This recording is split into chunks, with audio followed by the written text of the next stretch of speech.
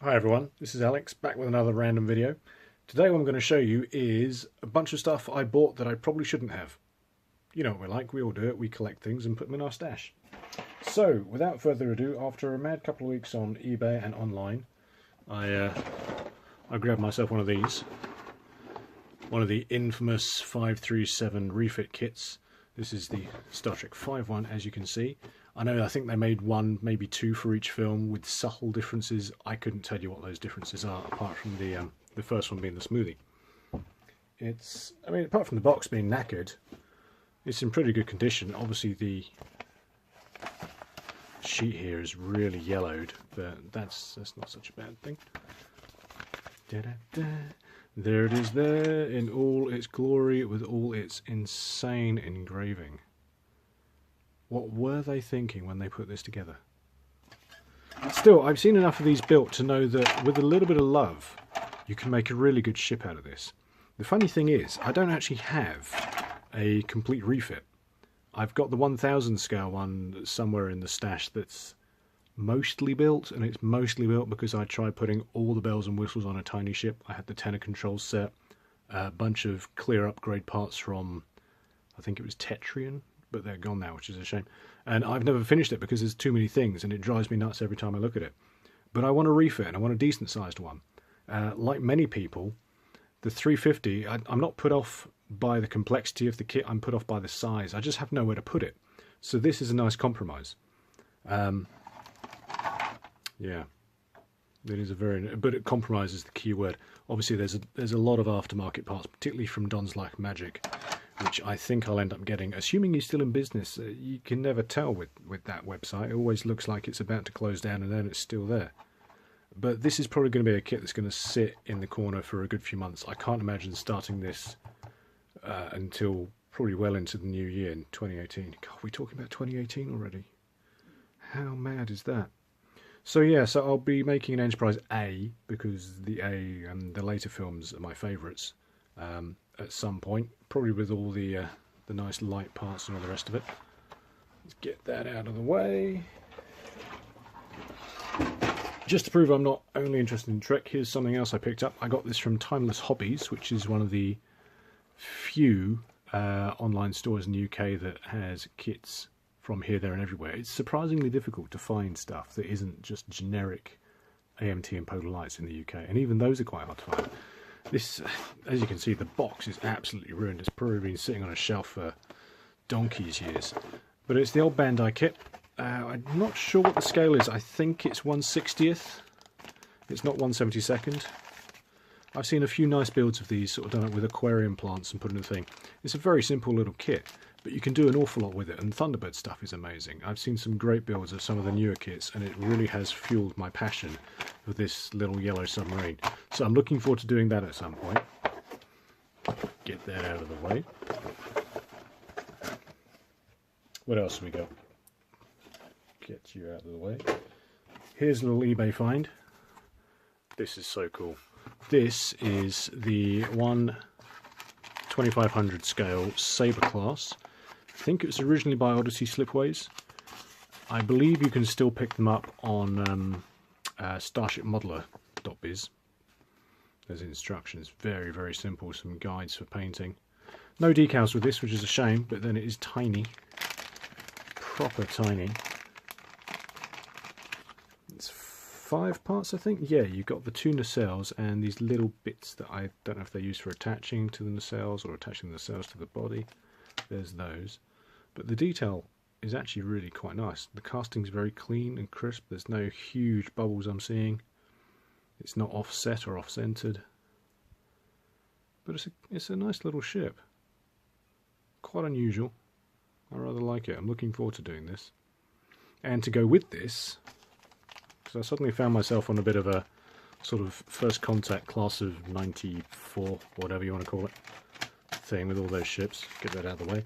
I had to go and grab myself one of these, the AMT. This took me ages to find.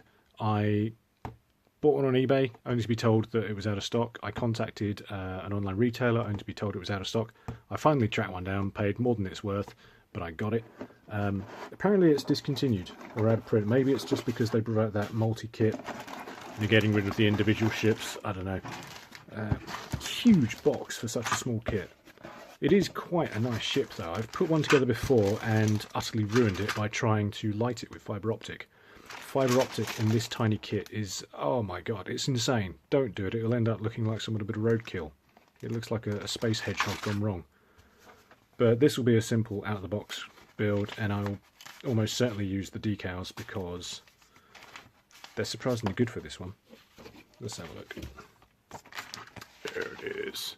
They're actually quite nicely detailed, and they look to be a much better quality and thickness than the ones on the Enterprise C, so I'll be doing that at some point. Here, there's the saucer. I'll show you the size. So that's the saucer of the E, and if you turn it sideways it's more or less the same size as the D, which is interesting. Grab U. There's the Sabre. You can see the Sabre's about the same size as the Defiant. Obviously it's wider. Yeah, that's going to look good together. But if you think that's good, wait until you see this. Where are you, my beauty? This is the pièce de résistance. I was a little bit concerned when this package turned up, just like this, just a squeegee jiffy bag. And when I realised what was in it, I was like, I hope it's not damaged. Look at that. This is a 2500 scale Akira class. This is made by Resin Modeler, who's a UK guy, garage kit maker. Has a website with a few bits on it. He also tends to sell through the All Scale Trek website. He does sort of small builds here and there. And I think this is one of the ones that was, I don't want to say crowdfunded, but you know, it's one of those ones where he generated interest, enough people interested. And from time to time he sells them on eBay, and that's where I got this. Let's get this open. So this is a 2500 scale resin kit of the Akira, which again debuted in First Contact. All the bits, all the bits. What have we got here? Ooh, sticky decals. Decal sheet. Doesn't look to be in great condition. They look pretty good, but there's some creasing on there. I'm hoping a bit of microset will sort that out. Just the windows, lifeboats, 3 registries, which is nice. What have we got? We should have the Thunderchild. Yeah, Thunderchild, Geronimo, and Mateo. I don't know who those are. I know who Geronimo is. Who's Mateo? Don't know, but they're a bit scuffed, a bit scratched, and they're kind of sticky. Yeah, we'll see. But this beauty. This is one of those kits that's been designed through 3D printing. So the person's made the 3D model, had it 3D printed, cleaned up that, and then made casts off of that. How many parts have we got? 2, 4, 6, 8. So here we are. Nice amount of detail. See if I can get that clear in there. Yeah. As you can see there the artifacts left from the 3D printing process. I'm sure that'll clean out quite nicely with a bit of primer, bit of spraying. Bit of work to do on this, which I don't think it's a deflector. I think it's a shuttle bay or something, because the deflector's there. I'm going to have to do a little bit of research on this ship. But the raised panel lines, the phaser strips, all look very nicely detailed. No obvious warping. A little bit of work to do here in what I'm assuming is the shuttle bay. It's not easy to see that. It's kind of... You going to focus? Focus on that. Well, there's a little bit of greebly and nastiness in there that needs cleaning out. So you've got that. You've got the 2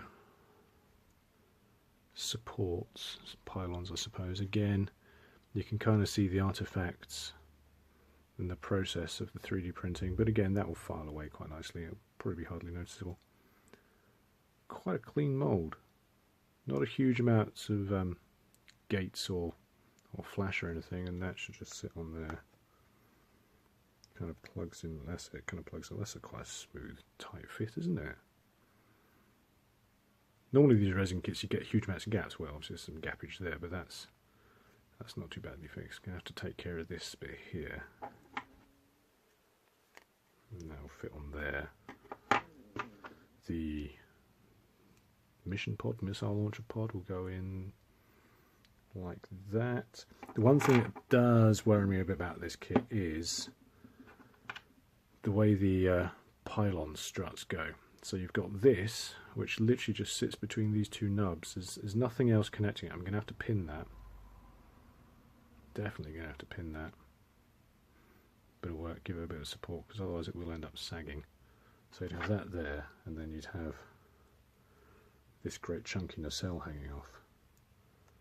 Should fit in like this. Going to need a little bit of work there. Definitely going to have to put some pins in there just to hold it together. But there's the nacelle. You can see the detail. That's it. Nice amount of detail. Not too much, just enough. Bit of cleanup to do there. Come on, focus. Yeah, a bit of thing. The shape's a bit odd though. It kind of looks warped, but it's not. I actually looked at some CG pictures a little while ago, and it's got this kind of slopes down look to it. So there's that. That should assemble into a really nice sized kit. And again, here's the E-saucer for comparison. And there's that. So it's going to be about 2/3, maybe just under half the size of the Enterprise E. So that and the Sabre together. Where have you gone? It's a nice selection of modern Trek ships, isn't it? Well, I say modern. When did First Contact come out? 94, 96? It's kind of a long time ago now. And that was the memory card going funky on me. Yeah, so there's those three together. You add in a Defiant and a Steam Runner and the USS Budapest Norway class together, and then you've got a complete set, maybe a Nebula class. Ooh, what have I done? Need a new 2,500 scale fleet just from First Contact. That sounds quite fun. But yeah, I'm so pleased with this. It is going to take some work, but it is a glorious ship. It's always been a favourite of mine and a fan favourite. Really, really very nice. So yeah, that's what I bought. That's what I spent money on. Then I shouldn't have more ships when I haven't finished my other ones. Quelle surprise! Yeah, so this is me. Hi. I hope you enjoyed that video. It was just a quick little thing to show you some of my stuff and what I've been up to. Hopefully I'll make some more of these videos as I do my Enterprise Sea Devil project. I've got a huge number of ships and other models that I'd like to show you. It's just finding the time, making sure the video quality is right, and learning how to do that. So I think that's it. That's all, folks. Bye.